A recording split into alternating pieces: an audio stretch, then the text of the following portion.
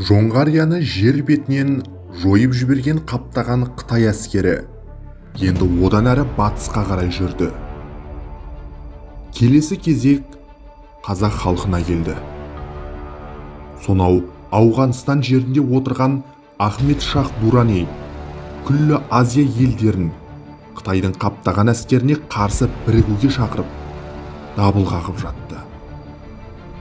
Ал мына жақта Чао Хой, Фуде бастаған жеңімпаз мыңдаған қытайлық армия өз генералдарының бастауымен қазақ даласына жақындап қалған еді. Абылай ханның жоңғарлармен соғыста қан кешкен әскері қытайларға қарсы жүрді. Өздеріне тең қарсылас көрмеген қытайлар жоңғарлардың 3/2-сін қырып жіберді.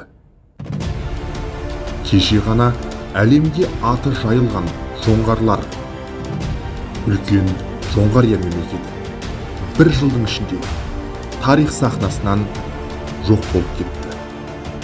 Осындай алып мемлекет жойылып кеткенде қазақ халқының да соның кебін киерін, бодандыққа түсерін сол кездің саясатшылары алдын ала болжап қойғандай. Алайда олардың бұл жоспарын еркіндік сүйгіш далалық жауынгерлер тіптен өзгертіп жіберді. Жоңғар ханзадасы Әмір Сана өз елінде тұрақтай алмай қазақтардың арасына қашып келеді. Ал қазақтың ханы Абылай оған жау болса да қонағына қастық қылмай қытайларға Әмір Сананы ұстап беруге түбегейлі қарсы шығады. Бұл расымен де керемет тарихи оқиға болатын. 1756 жыл Абылай хан бастаған қазақ әскерлері біріккен Қытай қалмақ армиясымен шайқасқа түсті. Алғашқы ұрыс қазақтар үшін тиімсіз болса керек. Екінші қақтығыста біздің далалық әскерлер қытайларды ауыр шығынға ұшыратып, лезде кері шегініп кетеді.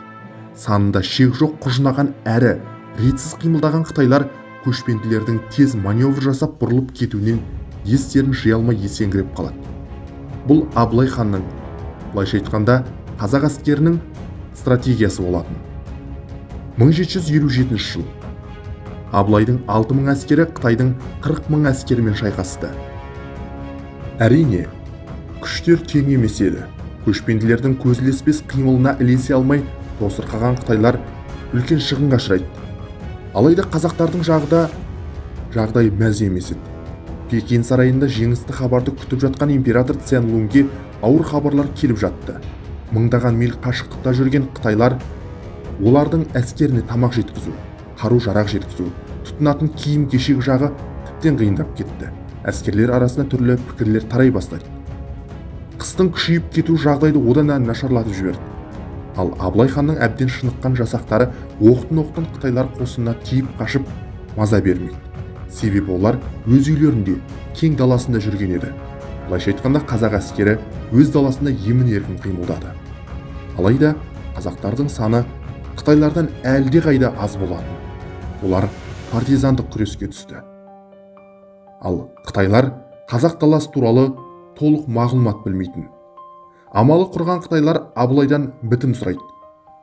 Бұл бітім шартқа Абылай да мүдделі болатын. 1753-54 жылдардағы шайқастарға Қабанбай, Бөгенбай, Жанатай, Керей Жәнібек, Өтеген батырлар қатысып, үзіліссіз соғыс жүргізді. Сонымен Қытай генералдары мен Абылай хан келіссөз жүргізіп, ақыры мыңдаған Қытай армиясы Жоңғарияны қанағат тұтып, еліне қайтады. Бір қызығы, келіссөз қалмақ тілінде жүрген. Бұл біздің тәуелсіздігімізді қорғап қалуда ең үлкен сынақтардың бірі болды. Осы оқиғадан кейін Абылай хан Шағыр мен Өміртай бастаған 11 адамнан тұратын елшілігін Қытай императорына аттандырады.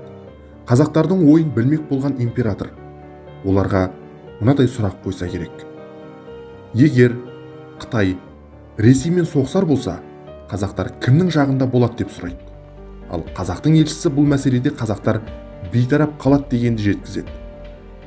Абылай хан Қытаймен арадағы сауда-экономикалық байланыстарды сақтап қалуға, қытайлар басып алған Шыңжаң жеріндегі жаңа қалалармен байланысын үзбеуге тырысты. 1761 жылы Қытай патшасы қазақтарға Аягөз өзенінің оң жақ бетіне көшіп қонуға тыйым салған жарлық шығарады. Бірақ оған қазақ малшылары құлақ аспай Тарбағатайдың жайылымдарын пайдалана береді. 1767 жылы Цин үкіметі қазақтарға Тарбағатай мен Іле өңіріндегі жайылымдарды пайдалануға келісім беруге мәжбүр болды. Бірақ оның есесіне қазақ малшыларының жер майы салығын төлеп тұруы талап етіледі. Абылай хан сонымен қатар 1771 жылы Мойынды өзенінің бойында үдере көшіп өз отандарына қашқан Еділ бойының қалмақтарын қуып жетіп ту талақайын шығарады. Бұл тарихта Шаңды жорық атты үлкен тарихи оқиға ретінде тарихқа жазылып қалды. Абылай хан өмір жолын ат үстінде жорықтарда өткізіп, Арыс өзені жағасында қайтыс болды. Сүйегі Түркістан қаласындағы Қожа Ахмет Яссауи кесенесінің ішінде Қабырхана мен Ақсарай арасындағы дәлізде жерленгендігі айтылады. Абылайдың артында 12 әйелінен 30 ұл, 40 қызы қалды деген тарихи дерек бар. Бұл атақты қазақтың билеушісі Абылай ханның өмір жолы болатын. Әрине, Қытаймен шайқас, жоңғарлармен шайқас, еділ қалмақтарын талқандау, сонымен қатар Орта Азия жеріне жүргізген жорығы, қалмақтарды өз мақсатына пайдалана білуі, солтүстіктегі күшейіп келе жатқан Ресей елімен дипломатиялық байланыс орнатуда өз алдына үлкен тарих. Негізінде Абылай ханның ұрпақтары кейіннен Кенесары ханның тұсында да Ресейге қарсы аяусыз күрес жүргізген болатын. Тіпті Абылай ханның дәуірінен кейін де қазақтар өздерінің тәуелсіздіктерін сақтап тұрды.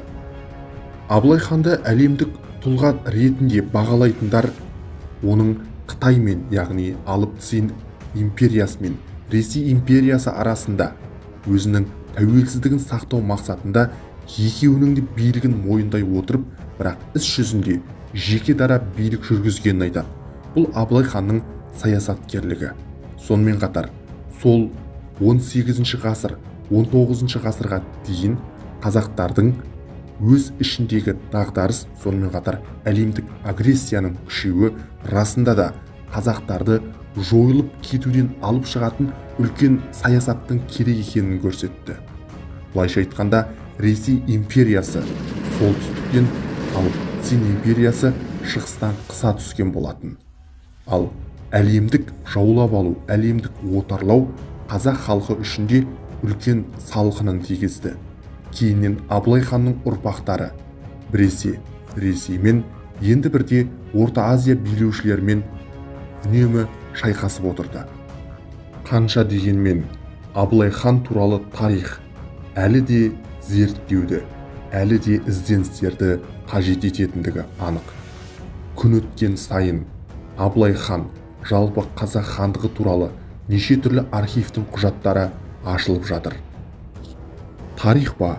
Ендеше оны Тарих онлайннан тыңдаңыз.